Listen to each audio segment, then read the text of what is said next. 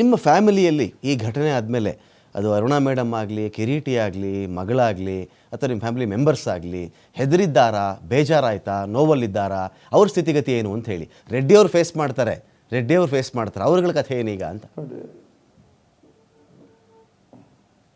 ನೋಡಿ, ಇಡೀ ಕುಟುಂಬನೇ ರಕ್ತಗತವಾಗಿ ನಾವು ಹುಟ್ಟುತ್ತಲೇ ಭಗವಂತ ನನ್ನ ಹೋರಾಟದಿಂದಲೇ ಬದುಕಬೇಕು ಅಂತೇಳಿ ನನ್ನ ಹಣೆಯಲ್ಲಿ ಬರೆದಿರಬೇಕು ಅಂತಲೇ ನಾನು ಇವತ್ತು ತೀರ್ಮಾನ ಮಾಡಿರೋಂಥದ್ದು, ಇಡೀ ನನ್ನ ಜೀವನನೇ.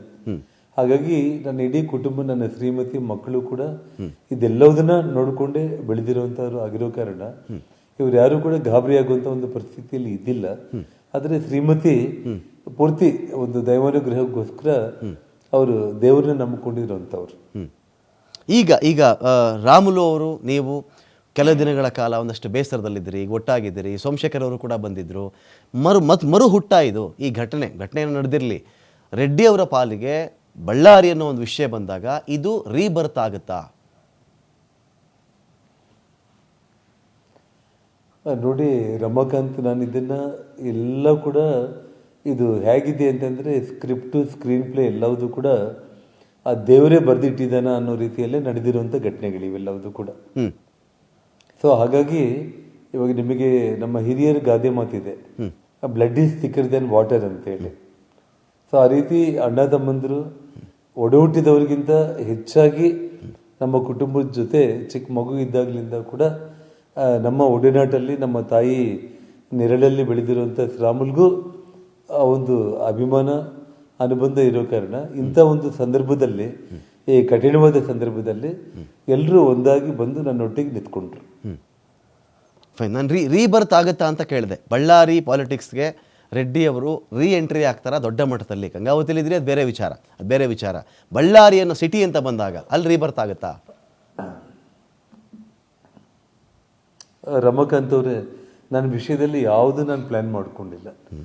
ದೇವರು ನನಗೆ ಆ್ಯಕ್ಚುಲಿ ನಾನು ವ್ಯಾಪಾರ ವ್ಯವಹಾರಗಳಲ್ಲೇ ಭಾಳ ದೊಡ್ಡವನಾಗಬೇಕು ಅನ್ನೋ ಆಸೆ ಇತ್ತು.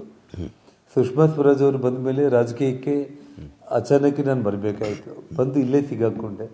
ಅಂದರೆ ವಿಷಯ ಏನಂತಂದರೆ, ಭಗವಂತ ಹೇಗೆ ಕರ್ಕೊಂಡು ಹೋಗ್ತಾ ಇದ್ದೇನೆ ಆಗ ಹೋಗ್ತಾ ಇದ್ದೇನೆ.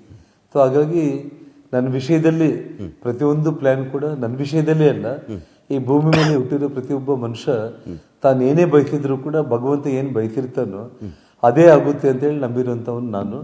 ಹಾಗಾಗಿ ನೋಡೋಣ ಮುಂದೆ ಹೇಗಾಗಿ ದೇವರು ನಮ್ಮನ್ನ ಯಾವ ಹಾದಿಯಲ್ಲಿ ತಗೊಂಡು ಹೋಗ್ತಾರೆ ಆ ಹಾದಿಯಲ್ಲಿ ಹೋಗ್ತೀನಿ ನಾನು. ಭರತ್ ರೆಡ್ಡಿ ನಿಮ್ಮ ಎದುರುಗಡೆ ಇದ್ದಾರೆ ಅಂತ ಅಂದ್ಕೊಂಡು ನೀವು ಭರತ್ ರೆಡ್ಡಿಗೆ ಒಂದು ಮಾತು ಹೇಳೋದಾದರೆ, ಇಲ್ಲ CMಗೆ ಅಥವಾ DCMಗೆ ಒಂದು ಮಾತು ಹೇಳೋದಾದರೆ ಏನು ಹೇಳಕ್ಕೆ ಬಯಸ್ತೀರಿ ರೆಡ್ಡಿ ಅವರೇ ಥ್ರೂ TV5?